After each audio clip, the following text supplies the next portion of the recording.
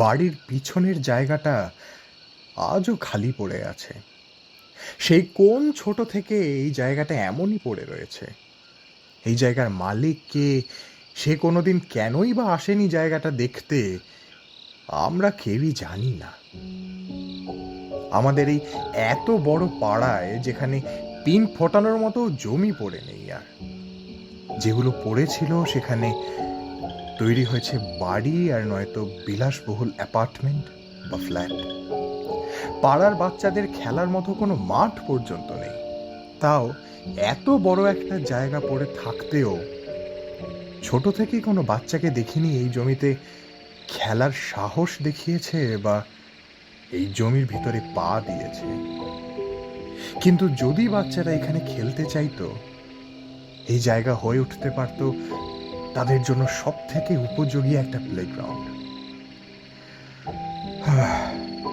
আর আরো আশ্চর্যের বিষয়, কত বছর নাকি কত শতক হয়তো এই জায়গাটি এমনভাবেই পড়ে রয়েছে, তাও ওখানে জন্মায়নি কোনো আগাছা, একটা ছোট্ট বনফুল গাছ অব্দিও গজিয়ে ওঠেনি।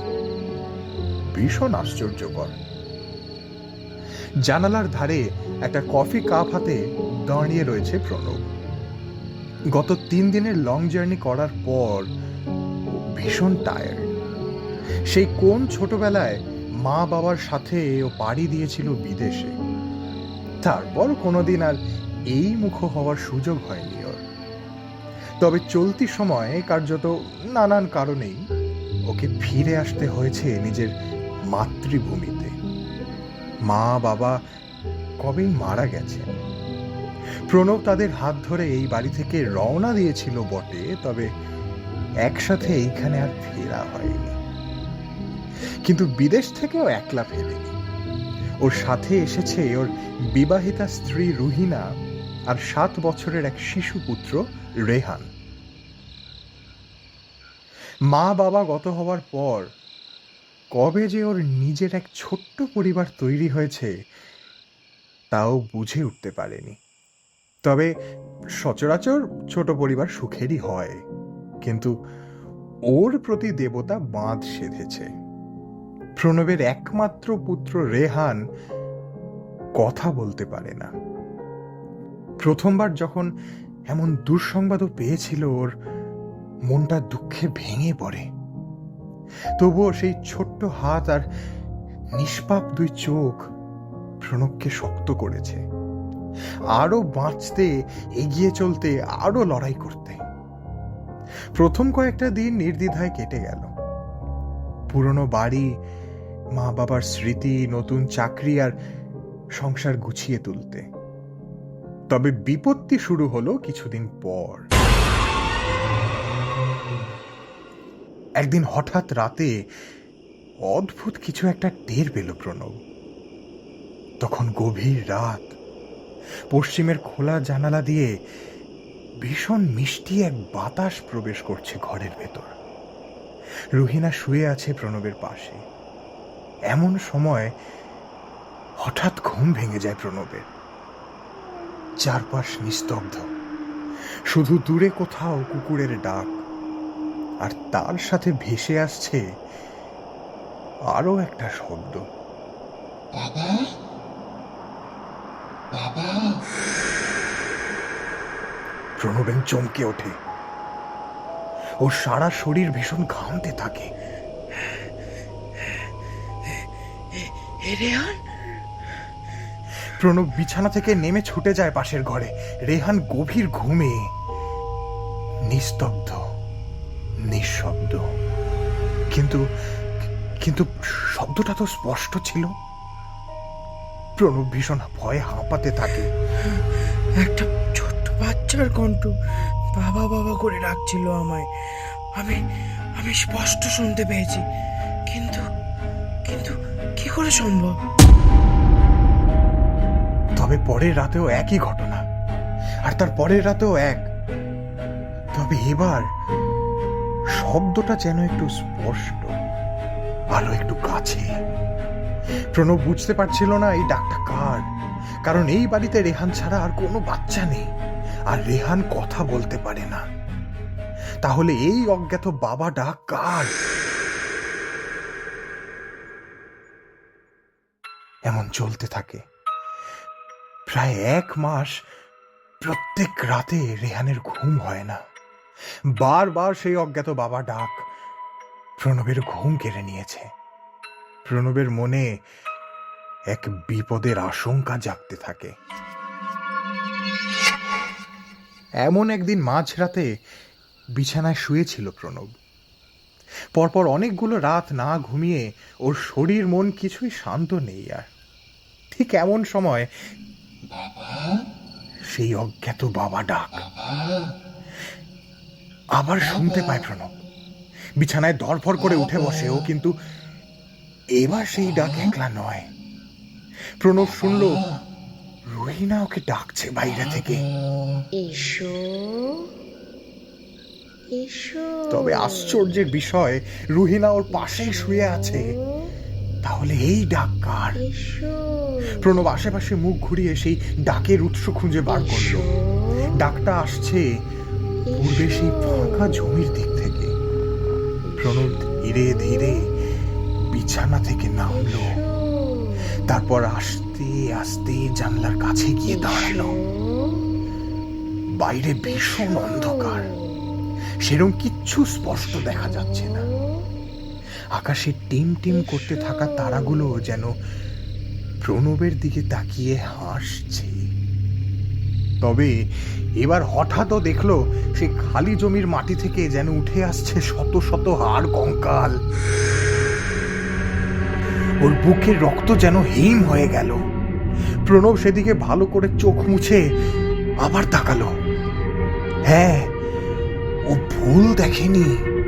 পিছনের সেই ফাঁকা জমিতে দাঁড়িয়ে আছে সারি সারি মৃতদেহ।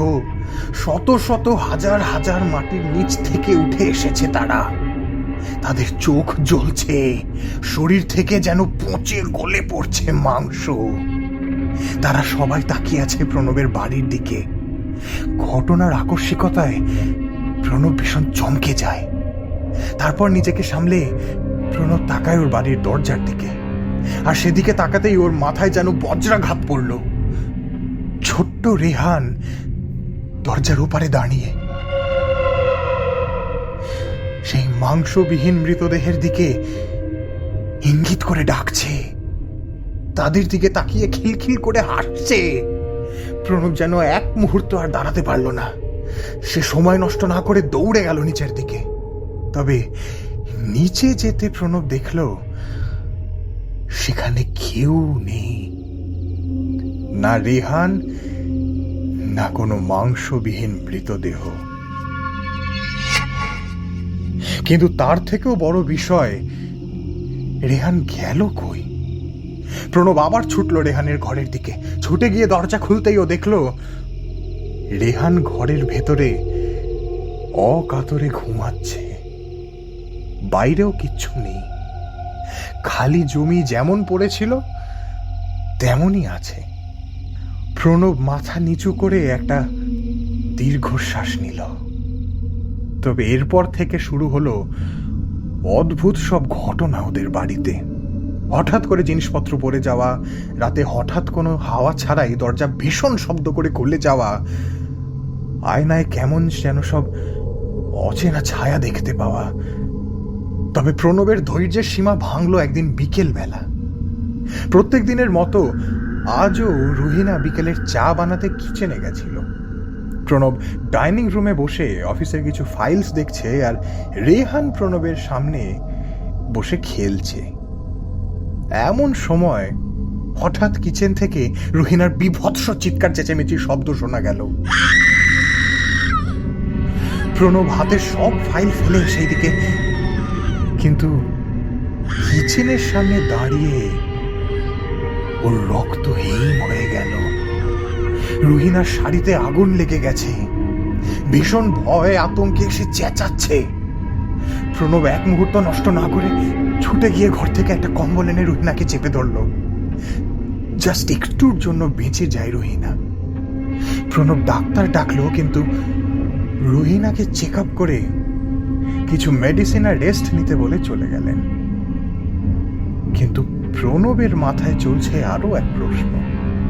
প্রণব যখন কিচেনে ছুটে গেছিল, গিয়ে দেখেছিল গ্যাস বন্ধ আছে। তখনও রুহিনা গ্যাসে আগুন ধরায়নি, তবে আগুন লাগলো কিভাবে? প্রণব এবার ভীষণ চিন্তায় পড়ে। ও বোঝে এই বাড়িতে এমন কিছু আছে যেটা ওদের শান্তিতে থাকতে দিচ্ছে না, কিন্তু সেটা আসলে কি? ও বাইরের দিকে তাকালো। আজ রাতটা অস্বাভাবিকভাবে নিস্তব্ধ। রুহিনা ঘুমিয়ে ক্লান্ত শরীর নিয়ে, কিন্তু প্রণবের চোখে ঘুম নেই। তার মনে একটাই প্রশ্ন, এই সব কিছুর শেষ কোথায়? ঠিক এমন সময় হঠাৎ আবার সেই ডাক, কিন্তু এবার সেই ডাকে একটা কান্না মিশেছিল, একটা যন্ত্রণা, যেন বহু বছরের জমে থাকা কোনো আর্তনাদ। তবে প্রণব এবার আর থামলো না। ও ধীরে ধীরে উঠে দাঁড়ালো। তারপর জানালার দিকে না গিয়ে ও সরাসরি বেরিয়ে গেল বাইরের পেছনে সেই ফাঁকা জমির দিকে। প্রণব দরজা খুলতেই এক ঠান্ডা হাওয়া ওর শরীর ছুঁয়ে গেল। ও শুনতে পেল যেন কেউ ওকে ফিস ফিস করে ডাকছে।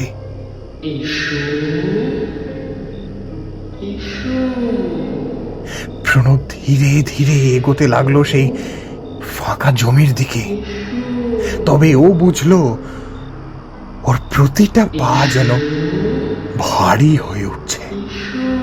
তবু ও থামলো না। প্রণব জমির মাঝখানে পৌঁছতেই ও দেখলো হঠাৎ ওর পায়ের তলার মাটিতে এক বিশাল বড় ফাটল ধরেছে, আর ওর আশপাশ থেকে উঠে আসছে একটার পর একটা শত শত হাজার হাজার কঙ্কাল, মৃতদেহ। চারপাশে তাদের করুণ চিৎকার। প্রণব কান চেপে ধরলো, তারপর চিৎকার করে বলে উঠলো, তোরা কে? কি চাস আমার থেকে? ঠিক তখনই মৃতদের ভিতর থেকে ভেসে আসে এক নারী কণ্ঠ। ওরা এই জমির সন্তান।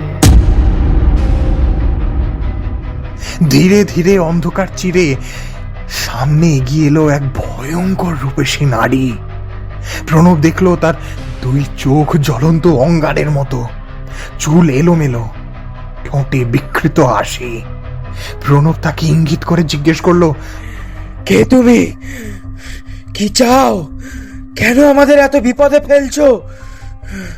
সেই নারী মুখে কিছু বলল না, শুধু আঙুল তুলে দেখালো মাটির দিকে।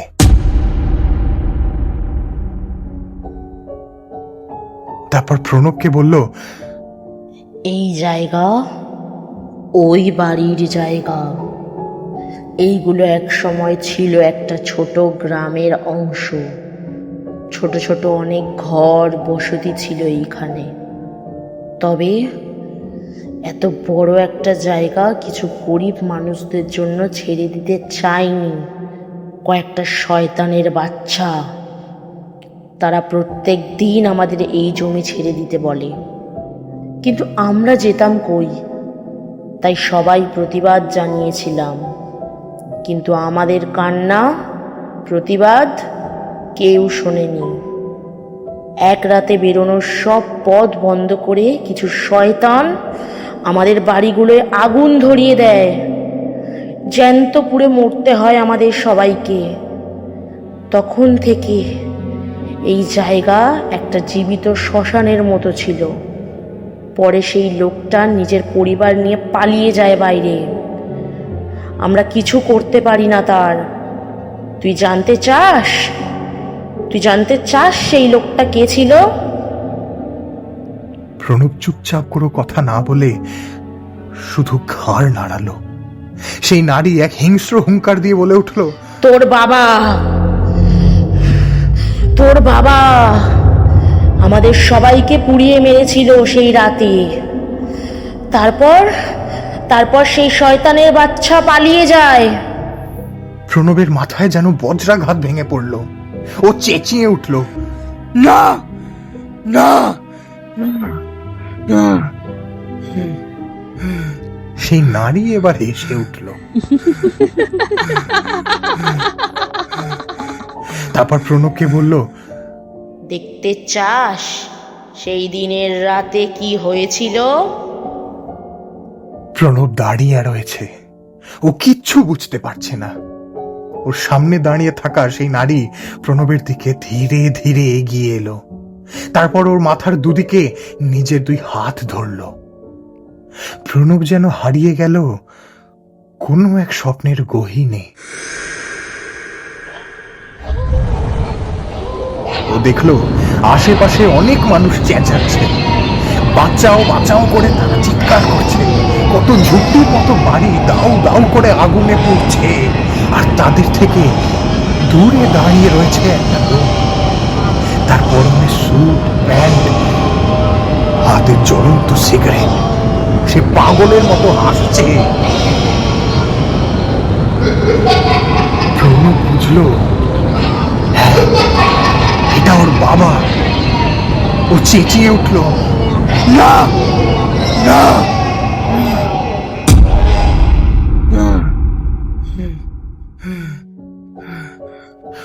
ও হঠাৎ বাস্তবের মাটিতে ফিরে এলো। প্রণব তখন হাঁপাচ্ছে, ওর বুক ওঠানামা করছে দ্রুত। সামনে দাঁড়িয়ে থাকা সেই ভয়ঙ্করী নারী, চোখে আগুন আর ঠোঁটে বিকৃত হাসি। সে ধীরে ধীরে বলল, দেখলি তো, তোর রক্তেই আছে পাপ, তোর বাবার পাপ। আর সেই পাপের হিসাব মেটাতে এসেছি আমরা। চারপাশে তখন শত শত কঙ্কাল, পুড়ে যাওয়া দেহ, তাদের আর্তনাদ যেন আকাশ ভেদ করছে।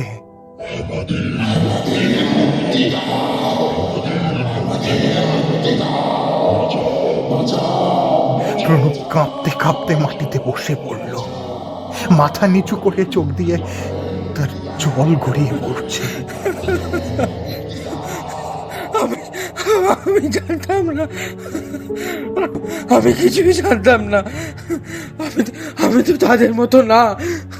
আমি কাউকে কষ্ট দিইনি। তাহলে তাহলে আমার ছেলে, আমার পরিবার কেন শাস্তি পাবে? সেই নারী কিছুক্ষণ চুপ করে রইল। তারপর ধীরে ধীরে বলল, পাপের রক্ত কখনো মুছে যায় না, তবে প্রায়শ্চিত্তেই মুক্তি আছে। প্রণব মাথা তুলে তাকালো তার দিকে। তারপর বলল, কি করতে হবে আমাকে? বলো বলো বলো, আমি সব করব। আমি সব করব। শুধু শুধু আমার পরিবারকে ছেড়ে দাও, ওদের ছেড়ে দাও। তোর সবচেয়ে প্রিয় জিনিসটা, তোর সবচেয়ে প্রিয় জিনিসটা আমাদের দিতে হবে। প্রণব থমকে গেল। বুক ভীষণ দ্রুত ধকধক করতে লাগলো ওর। না না না, ওকে নয়, ওকে নয়, প্লিজ। ও তো নির্দোষ। ও নির্বাক, জানিস কেন? ও এই দুনিয়ার না। ও আমাদের আর তোর জগতের মাঝে একটা সেতু। ওর মাধ্যমেই আমরা এখানে এসেছি। প্রণবের মাথা ঘুরে গেল।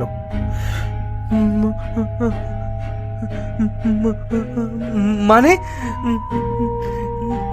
রেহান?